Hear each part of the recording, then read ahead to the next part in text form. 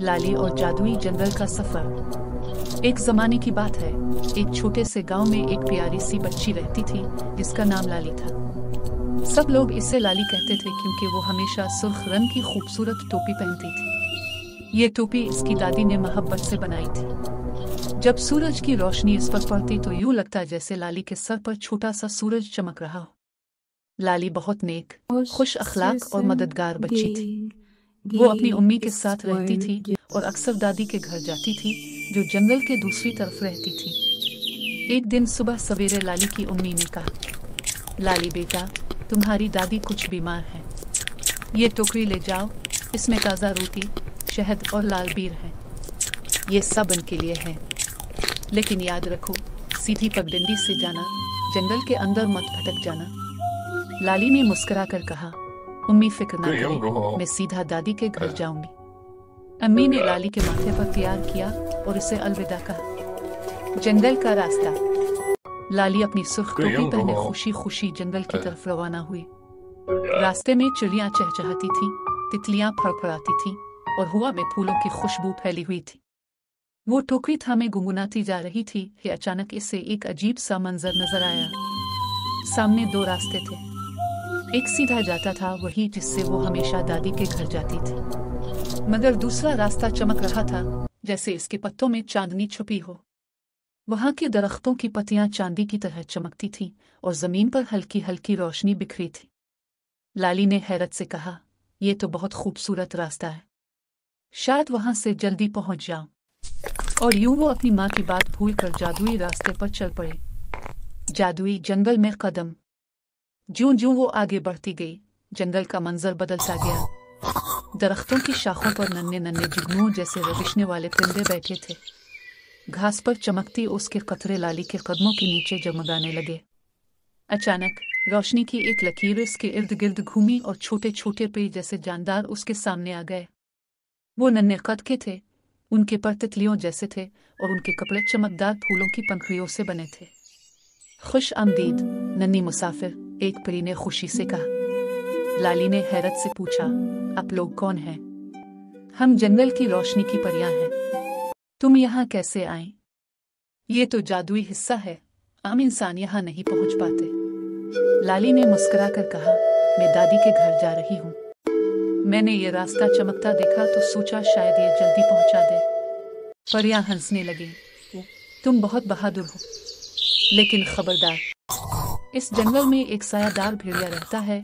वो अंधेरे का जादूगर है। वो खुशी और मोहब्बत से नफरत करता है। लाली ने जरा खौफ से पूछा, क्या वो मुझे नुकसान पहुंचाएगा? भेड़ ने नरमी से कहा, अगर तुम्हारे दिल में डर होगा तो वो ताकतवर हो जाएगा, मगर अगर तुम्हारे दिल में हिम्मत और नरमी होगी तो वो कुछ नहीं कर पाएगा।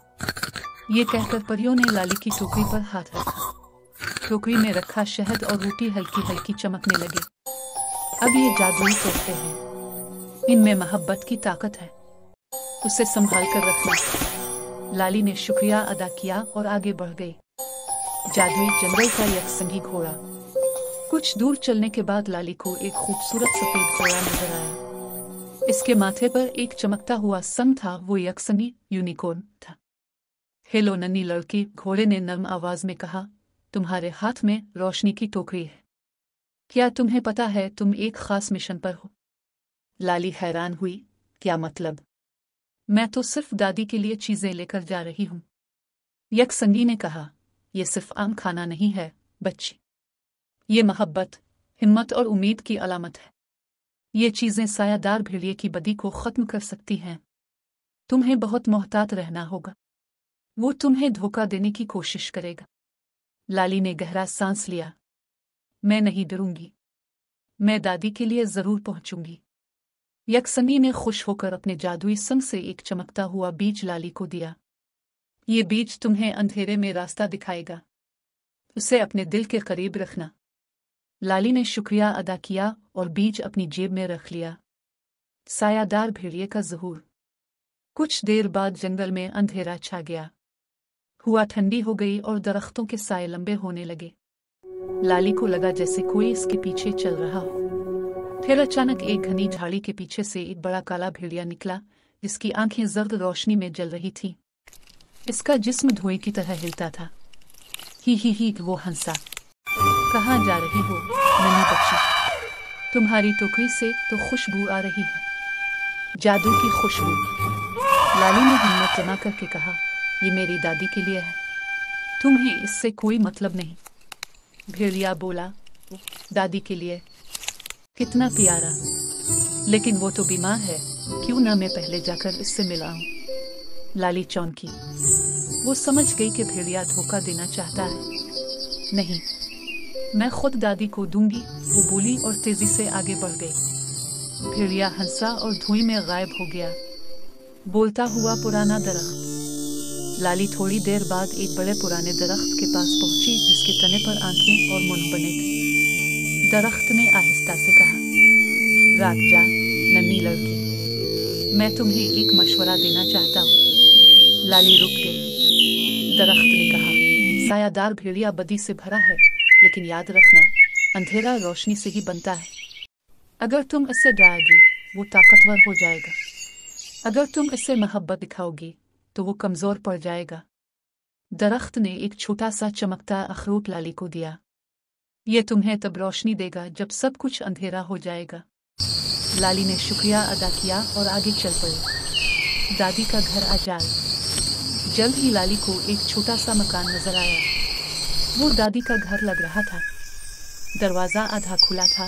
अंदर से आवाज आई, आओ बेटी लाली, मैं तुम्हारा इंतजार कर रही हूँ। लाली धीरे से अंदर गई। कमरे में अंधेरा था। बिस्तर पर कोई लेटा था। लाली ने कहा, दादी, आपकी आवाज कुछ बदल गई है। हाँ बेटी, बुखार ने बदल दी है, वही आवाज आई।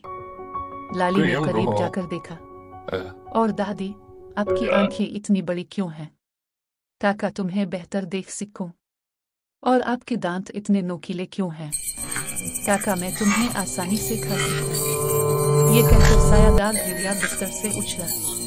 इसके गिर्द धुआं फैल गया और कमरा अंधेरे में डूब गया। लाली खौफजदा हुई, मगर इसे दरख्त की बात याद आई, मोहब्बत दिखाओ, डर मता। इसने जल्दी से अपनी जेब से वो चमकता बीज निकाला। बीज से रोशनी फैली और अंधेरा छटने लगा। लाली ने नरमी से कहा, मैं तुमसे नहीं डरती। तुम्हें मोहब्बत चाहिए, नफरत नहीं। लो, ये रोटी और शहद लो। इसमें मोहब्बत है, दुश्मनी नहीं। भेड़िया रुक गया। इसकी आंखों में आंसू आ गए। मुझे कभी किसी ने मोहब्बत नहीं दी, सब मुझसे डरते थे। लाली ने नरमी से कहा, अब डरने की जरूरत नहीं, तुम अच्छे बन सकते हो। भेड़िया रुक पड़ा। इसका धुआं छूट गया। वो एक आम भूरा भेड़िया बन गया, नर्म, शर्मीला और खुश। शुक्रिया नन्ही लड़की, तुमने मुझे बचा लिया। लाली ने देखा कि दादी कमरे के एक कोने से निकल आई। वो दरअसल अलमारी में छुपी हुई थी। ओ लाली, तुमने तो मेरा भी दिल जीत लिया। तुम वाकई बहादुर और प्यारी हो। लाली ने दादी को गले लगा लिया। इसने टोकरी से चमकता हुआ शहद और रोटी निकालकर दादी को दिया।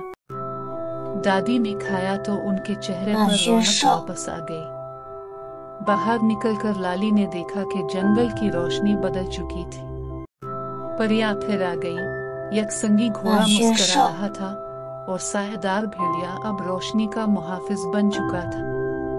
लाली ने दादी के घर से रुखसत ली और घर की तरफ रवाना हो गई।